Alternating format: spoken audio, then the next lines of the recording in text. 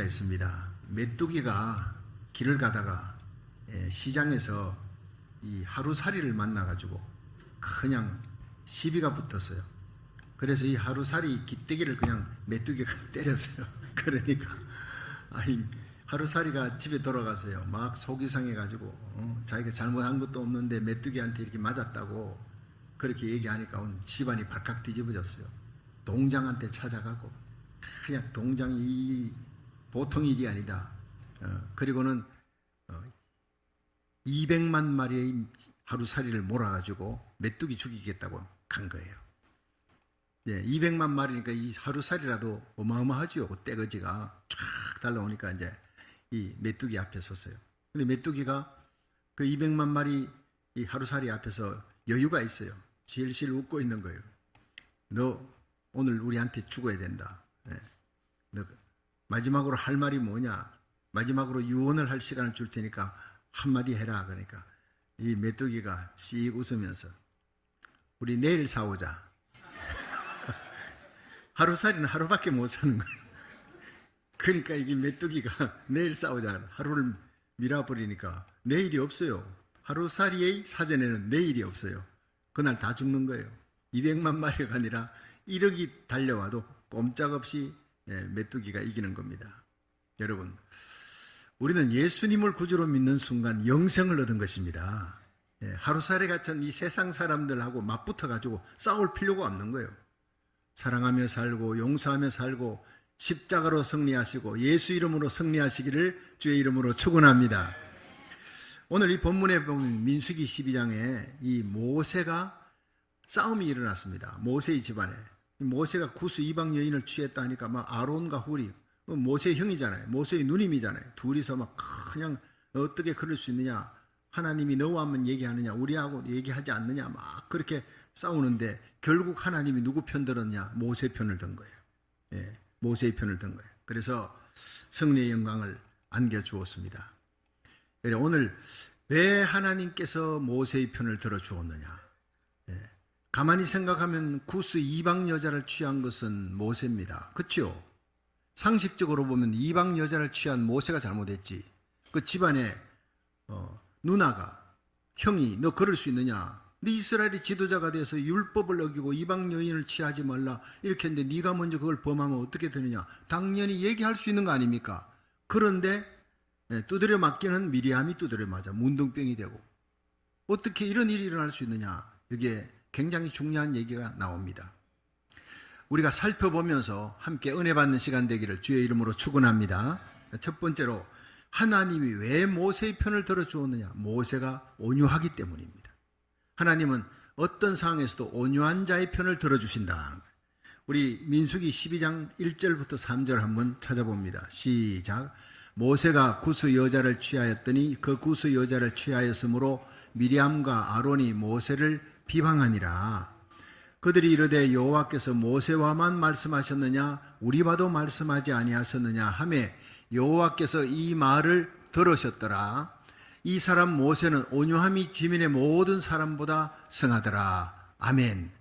자, 여기서요 이 온유라는 말이 나옵니다. 모세가 하나님이 인정해주고 하나님이 높여준 이유, 승리의 손을 들어준 이유는 온유라는 첫 번째. 모세는 지면의 모든 사람보다 온유했다. 여러분, 선하다, 착하다 이런 표현도 있는데 온유라는 말을 씁니다. 이 온유는 하나님 편에서 항상 생각하는 사람이에요.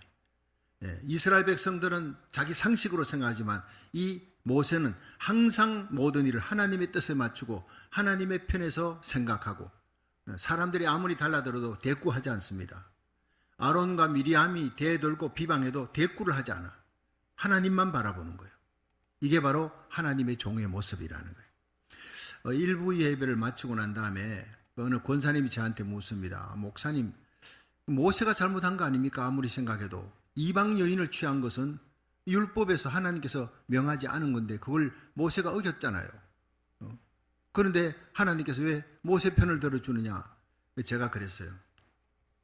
그 비하인드 스토리는 난 잘 모릅니다. 성경이 얘기하고 있지 않기 때문에. 모세의 부인 시프라가 죽었는지 살았는지, 살아있는데 이 이방 여인을 취했는지 다시 결혼했는지 그건 모릅니다. 성경이 기록하고 있지 않습니다. 그러나 분명한 것은 오늘 이 성경의 모든 사건의 주제는 하나입니다. 하나는 하나님이 택하여 세웠을 때, 하나님의 종으로 세웠을 때, 하나님께서 하나님의 사람들, Man of God, 모세입니다. 온 이스라엘 백성의 지도자로 세웠는데 거기에 가정사의 문제로 아론과 또 이 미리암이 대들어서 충분히 있을 수 있는 상식이지요. 하나님은 상식 갖고 논하면 안 됩니다. 하나님이 세우신 하나님의 종의 얘기에 집안 사람이라고 형이라고 누이라고 대들고 비방해서는 안 된다. 하나님의 종이 잘못했으면 하나님이 칠 것이다. 재판장은 하나님이시다. 할렐루야. 이게 바로 이 말씀의 주제라는 거예요. 하나님의 종, 하나님의 사람을 재판하는 것, 높이시고 세우시는 것은 하나님이다. 사람들이 함부로 이래라 저래라 함부로 해서는 안 된다는 것을 오늘 성경이 얘기하는 거예요. 모세는 항상 하나님의 편에서 생각하는 온유한 사람이었다는 것. 이것이 바로 하나님의 말씀이 우리에게 주시는 교훈이라는 것. 여러분, 집안에서 일어난 일입니다.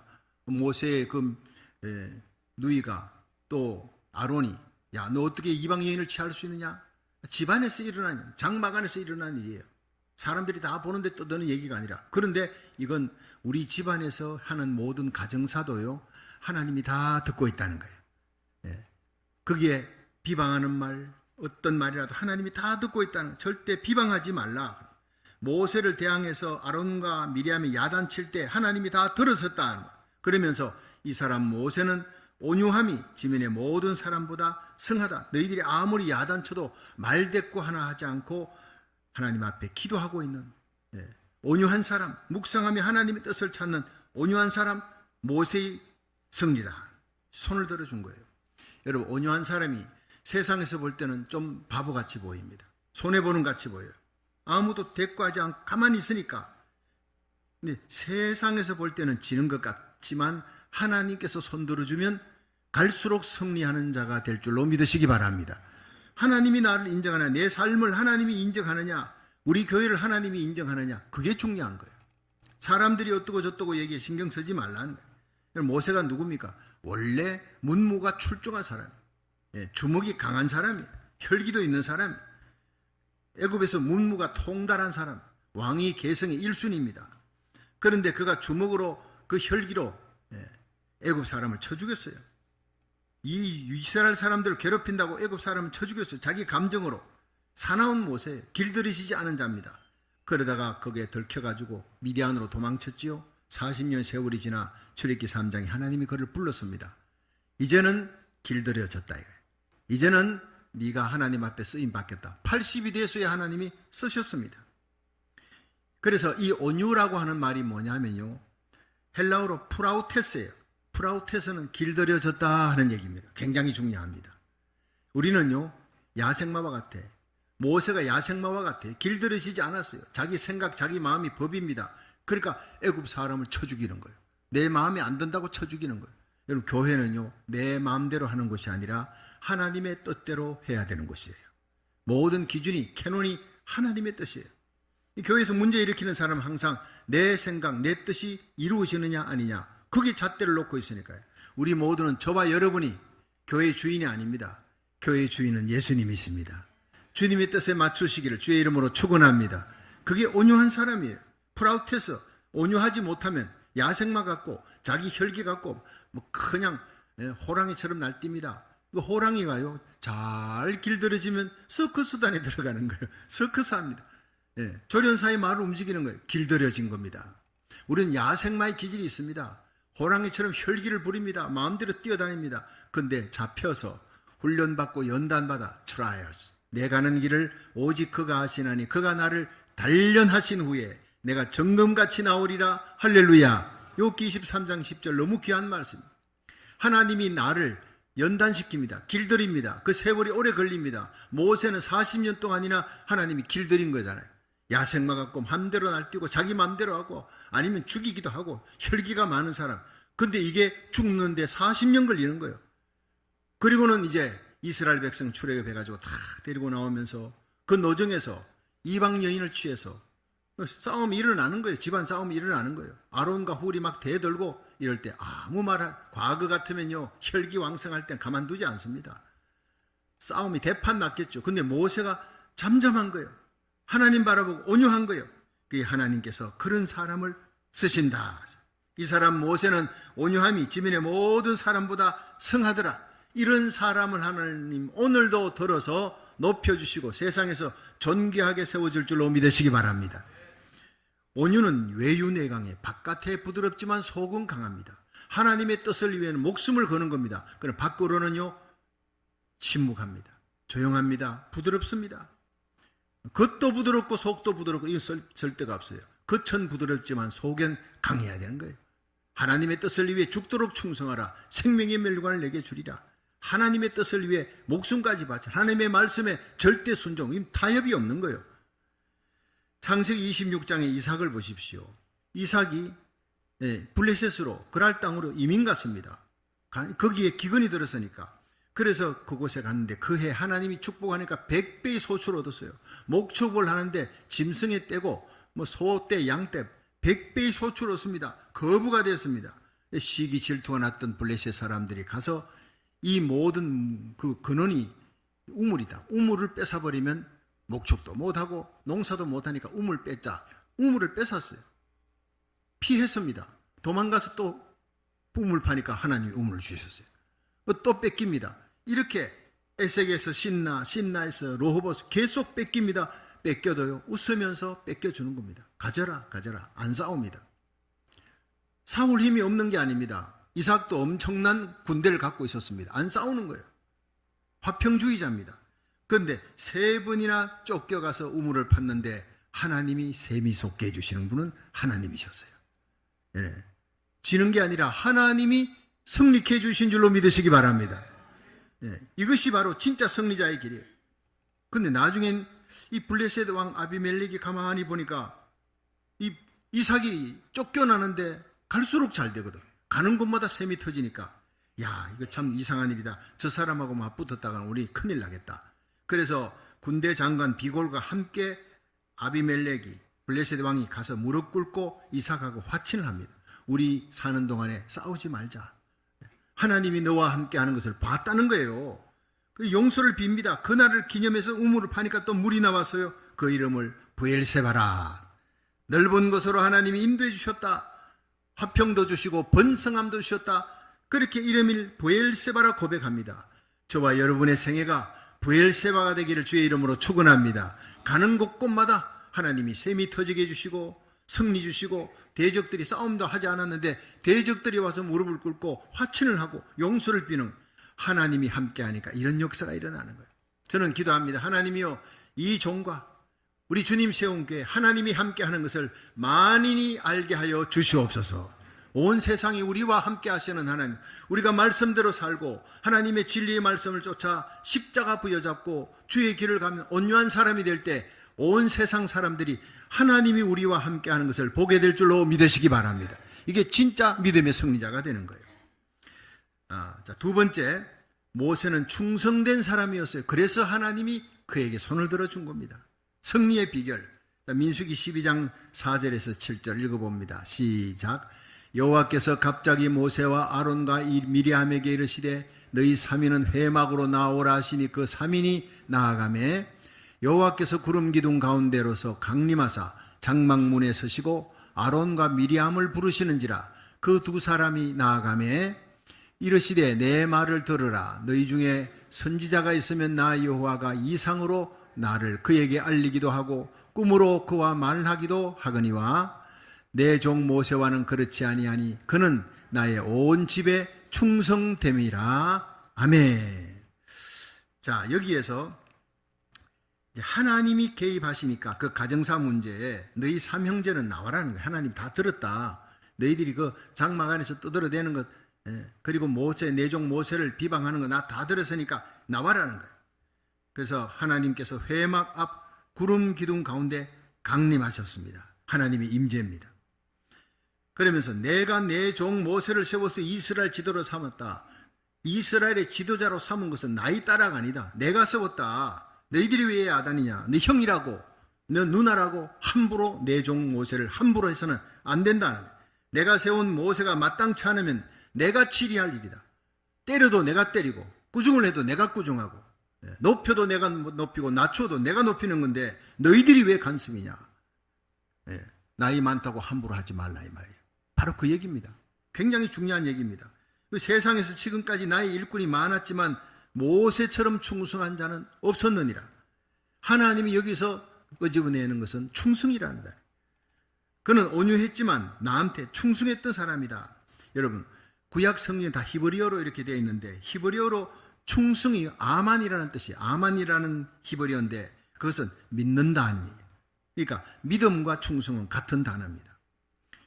믿음이 있다면 충성하고 믿음이 식으면 충성 안 하는 거예요. 억지로 하는 거예요. 그럼 믿음이 있는 사람은 충성을 하되 기쁘게 충성하는 겁니다. 어려울 때 그 사람이 대처하는 모습을 보면 진짜 믿음이 있는지 충성된 사람인지 그때 알 수가 있는 것입니다. 여러분, 갈라디아 6장 9절에 보면 우리가 선을 행하되 낙심하지 말지니 피곤하지 아니하면 때가 이름에 거두리라 이렇게 했어요. 여러분, 하나님은 오늘도 하나님이 주신 사명을 위해 하나님 나라 확장을 위해 변함없이 충성하는 사람, 그런 사람의 편이 되어줄 줄로 믿으시기 바랍니다. 그렇습니다. 하나님 오늘도 기분 따라 감정 따라 사는 사람 하나님 쓰지 않습니다. 환경 따라 여건 따라 변하는 신자를 하나님이 쓰지 않습니다. 오직 믿음의 주요 온전케 하시는 예수님만 바라보고 끝까지 충성하는 사람, 믿음으로 승리하는 사람, 언제나 감사하는 신앙의 승리자가 되기를 주의 이름으로 축원합니다.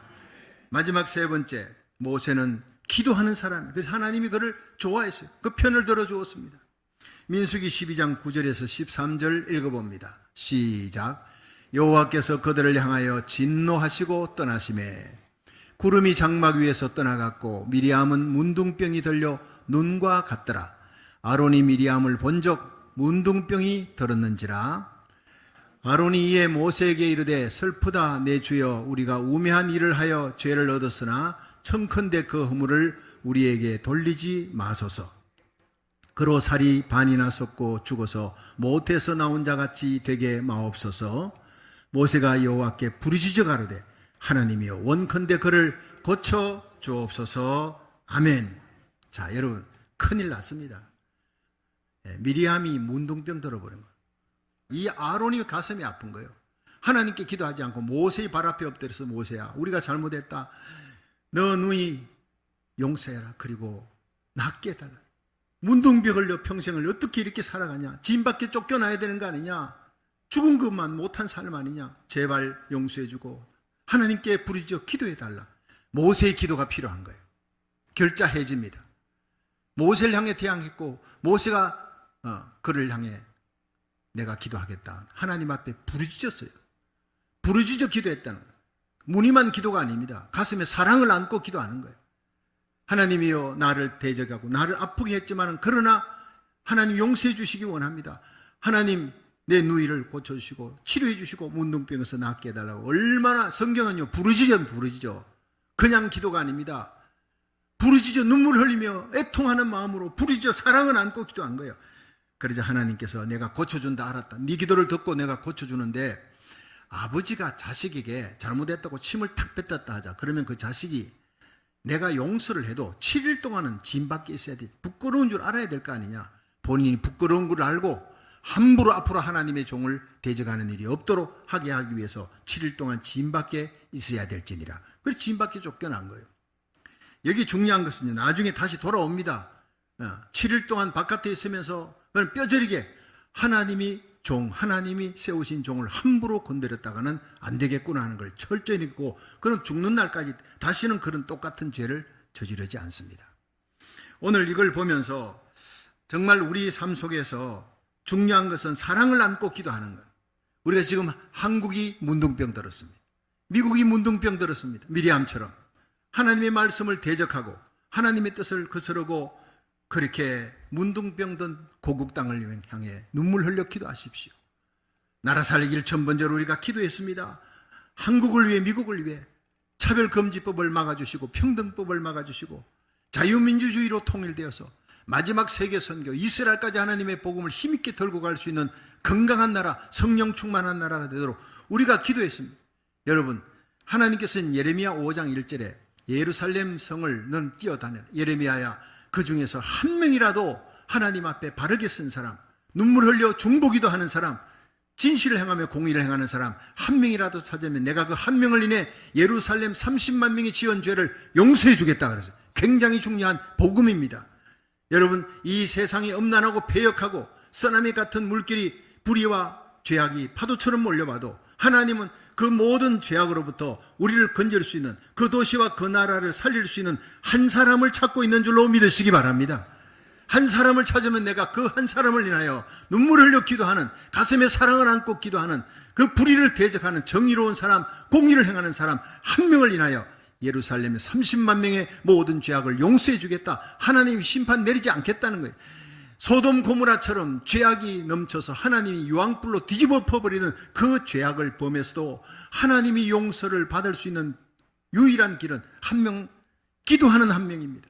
우리 주님 세운 교회가 눈물로 기도하고 저와 여러분이 하나님 앞에 눈물로 기도하고 이 마지막 불의한 세상 속에 의를 향해 의의 방패, 거룩한 방파제로 살아간다면 하나님이 우리 때문에 우리 가정을 살리고 우리 때문에 토렌스를, 미국을 살리고 고국을 살리는 역사가 일어날 줄로 믿으시기 바랍니다. 그렇습니다. 한 사람입니다. 믿음이라고 하는 단어는요, 피스티스예요. 피스티스. 그것은 하나님께 충성입니다. 그것만 갖고 되는 게 아니에요. 내 이웃에게 성실한 것, 내 자신에게 진실한 것. 하나님께 충성하는데 이웃에게 성실하게 했는데 내 자신에 거짓이 있다면 하나님은 그 기도 듣지 않습니다. 내가 진실했는데 하나님께 충성한데 내 이웃에게 성실하지 못했다면 하나님은 그 기도 듣지 않습니다.